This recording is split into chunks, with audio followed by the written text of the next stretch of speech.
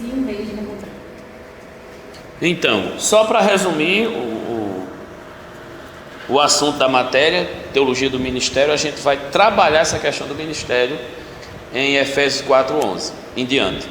E ele mesmo concedeu uns para apóstolos, outros para profetas, outros para evangelistas e outros para pastores e mestres, com vistas ao aperfeiçoamento dos santos, para o desempenho do seu serviço, para a edificação do corpo de Cristo, até que todos cheguemos à unidade da fé e do pleno conhecimento do Filho de Deus, à perfeita varonilidade, à medida da estatura da plenitude de Cristo, para que não mais sejamos como meninos agitados de um lado para outro e levados ao redor por todo vento de doutrina, pela artimanha dos homens, pela astúcia com que induzem ao erro, mas seguindo a verdade em amor, cresçamos em tudo naquele que é o cabeça, Cristo, de quem todo o corpo bem ajustado e consolidado pelo auxílio de toda a junta, segundo a justa cooperação de cada parte,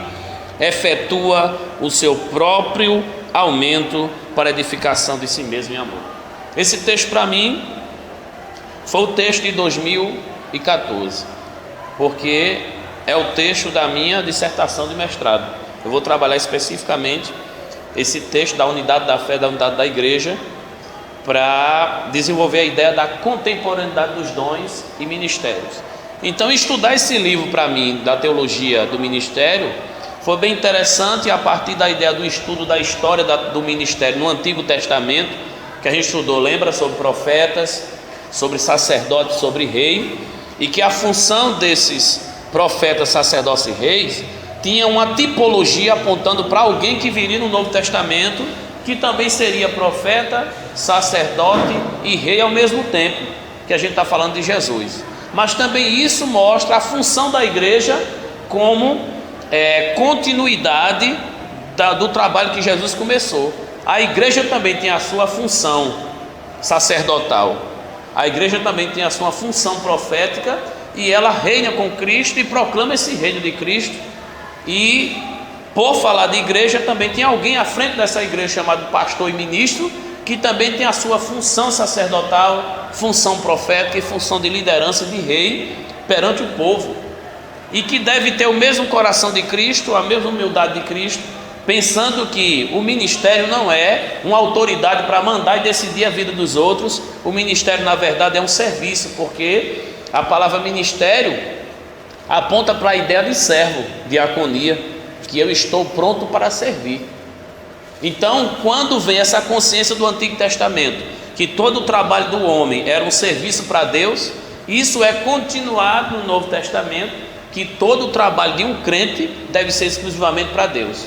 Então, o crente ele não está preocupado em um dia, que ele vai servir a Deus na igreja.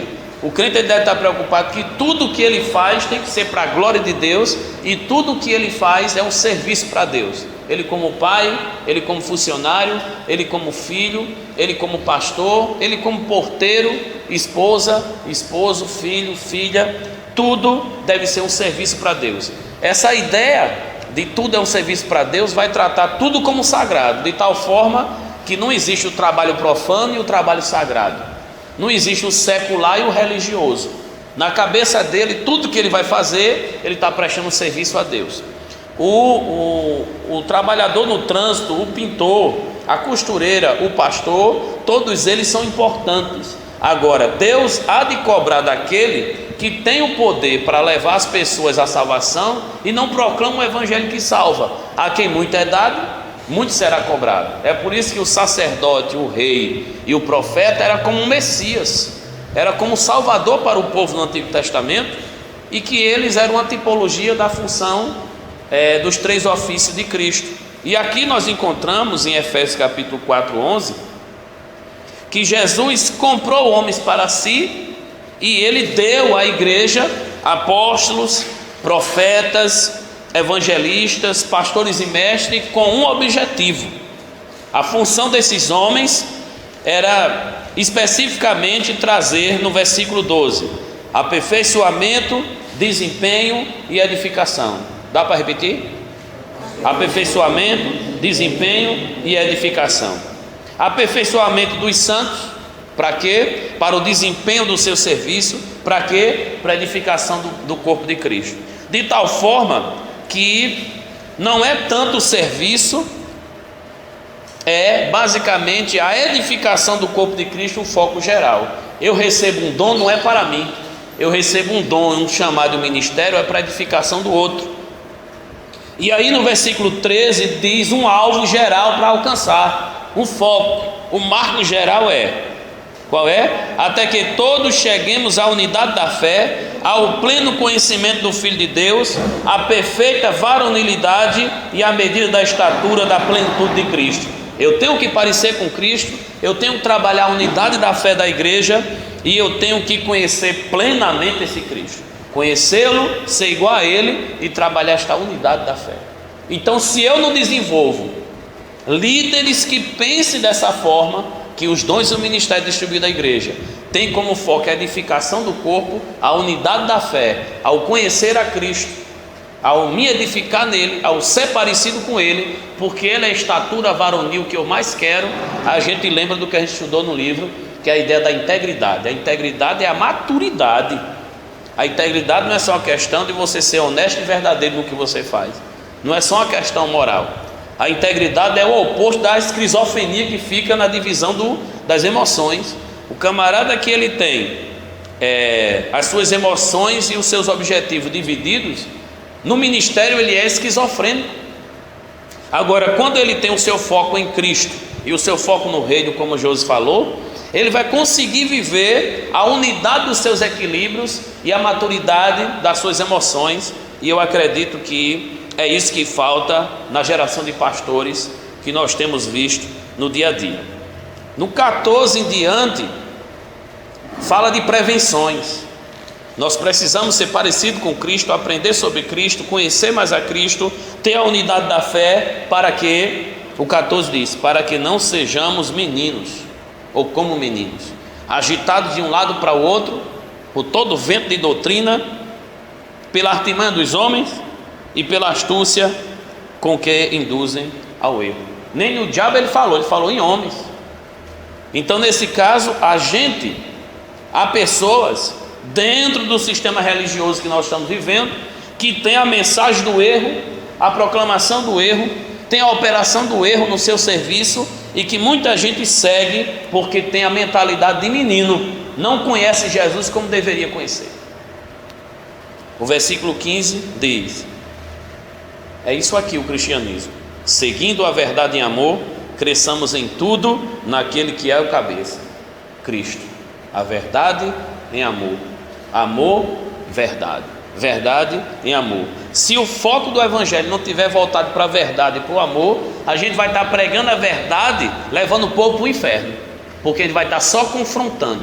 Mas se a gente não tiver o amor de buscar, de cuidar, de tratar, então nós estamos pregando a verdade só para confrontar, só para aprontar, só para servir de tribuna.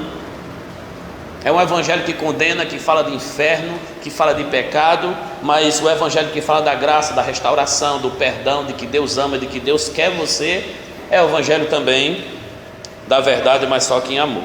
E por último, nesse Cristo e nessa verdade, nesse amor, de quem todo o corpo bem ajustado e consolidado, olha mesmo, ajustado e consolidado pelo auxílio de toda a junta, meu amigo, é biologia pura aqui, ó. Segundo a justa cooperação de cada parte, efetua o seu próprio aumento para a edificação de si mesmo em amor.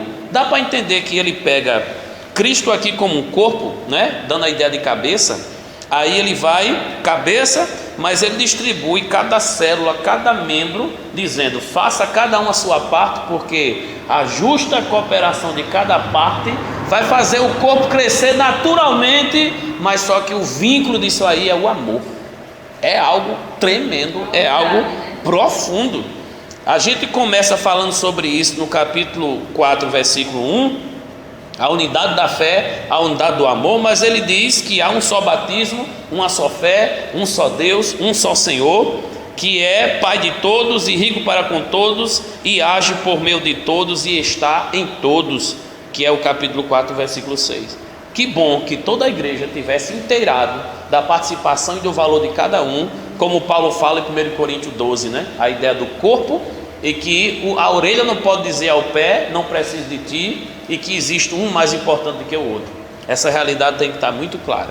Esse ponto aqui de Efésios 4, eu queria deixar muito claro que o santo ministério e o serviço dos santos tem o seu objetivo determinado pelo cabeça, e o cabeça é Cristo. O cabeça não sou eu e você. Então essa reflexão aqui leva a gente a entender o valor que tem o sagrado ministério que foi entregue a cada um de nós. Amém? Aí agora a gente vai ver a cobrança, o peso que é ter um ministério como esse. Aí é Atos, capítulo 20 e o versículo 28. Sim. O aperfeiçoamento dos santos para o aperfeiçoamento. Certo. Desempenho é o quê? Desempenho e edificação. Desempenho seria a obra do ministério? Esse desempenho aqui é aquilo que a gente chama de preparo, né?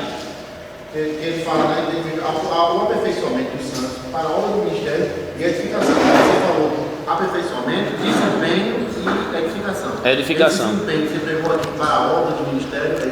Aí o aperfeiçoamento dos santos é a questão de ele crescer em Cristo individualmente como crente.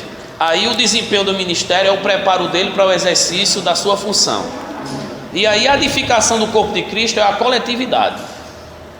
Então ele tem que aprender a crescer individualmente, a crescer ministerialmente e a crescer em grupo. Essa é a realidade. Está concentrado? Pronto. Aí nós vamos agora para Atos 20 e 28.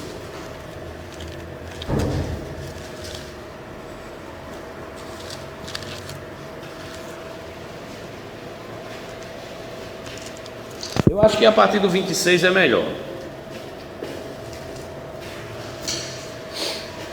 Atos capítulo 20, o raciocínio fica legal, ou 26 ou 25, vamos ver o 25 aqui, começa assim, o 25. Agora eu sei que todos vós, em cujo meio passei pregando o reino, não vereis mais o meu rosto. Paulo falando da igreja em Éfeso, os presbíteros, né? Aí 26, portanto eu vos protesto no dia de hoje que estou limpo do sangue de todos. 27, porque jamais deixei de vos anunciar todo o desígnio de Deus.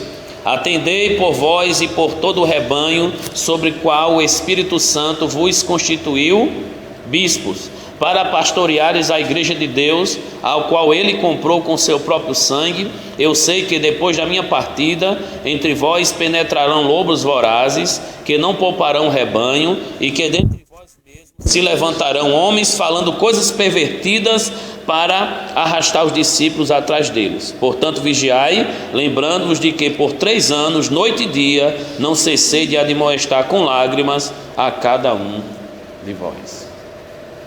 Essa reflexão para mim, ela trabalha muito na questão da consciência.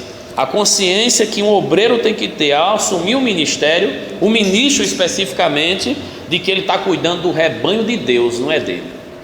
E que esse rebanho tem um preço muito alto, que Deus resgatou com o seu próprio sangue. Aqui ele está falando do Deus Filho, né? Não é do Deus Pai. E aí nesse aspecto, o Deus Pai, o Deus Filho, o Deus Espírito Santo está totalmente envolvido nisso, porque o versículo 28 diz que foi o Espírito Santo quem constituiu esses bispos para liderar e supervisionar e pastorear o rebanho de Deus. Só que ele dá um alerta: eu estou limpo do sangue de vocês. Por que ele disse que está limpo do sangue? Porque ele, durante 3 anos ele passou admoestando e falando qual era a vontade de Deus e pregando para aquelas pessoas. A consciência de que cumpriu o seu papel e falou realmente a verdade do evangelho para eles.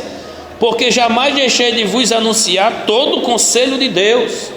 Mas cuidado, vocês vão liderar o rebanho de Deus que ele comprou com o seu próprio sangue.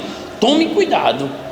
E o outro cuidado que ele deveria tomar, que os líderes deveriam tomar, especificamente depois da partida de Paulo, surgirão falsos obreiros, surgirão lobos, e esses lobos são tão vorazes que não vão poupar o rebanho, e que se levantarão pessoas falando coisas pervertidas para arrastar os discípulos após si. Aí ele diz uma palavra que eu acho muito importante: portanto, vigiai. Vigiai com o evangelho, vigiai com o seu ministério e vigiai o rebanho de Deus. Se isso não tiver muito bem resolvido, em vez de você chegar lá e receber coroa, galardão e premiação, você vai receber um apartai-vos de mim que eu não vos conheço. Que essa é a realidade, que muitos que vão dizer: Senhor, expulsei demônio em teu nome, em teu nome eu profetizei, em teu nome eu curei, eu fiz milagres, mas ele vai dizer: apartai-vos de mim que eu não vos conheço, vós que praticais a iniquidade. Que é lá no Sermão da Montanha, né? O capítulo 7, talvez seja o versículo 22 ou algo próximo. Irmãos, 15 minutinhos aí para resumir, e aí a gente encerra. E eu deixo sempre aquela recomendação de que trate com muito zelo o que vocês estão aprendendo agora, leia bastante as apostilas, façam bem os exercícios, participe bem das aulas, porque esse momento aqui não vai se repetir mais depois de você terminar o seminário. Talvez vocês queiram fazer a convalidação, vocês queiram fazer mestrado, talvez vocês queiram fazer, mas exceção talvez. Então não se pode trabalhar com talvez. Nós precisamos realmente aproveitar o que estamos fazendo aqui. Deus abençoe vocês, e aí a Josi vai trabalhar aí o restante do material para a próxima aula.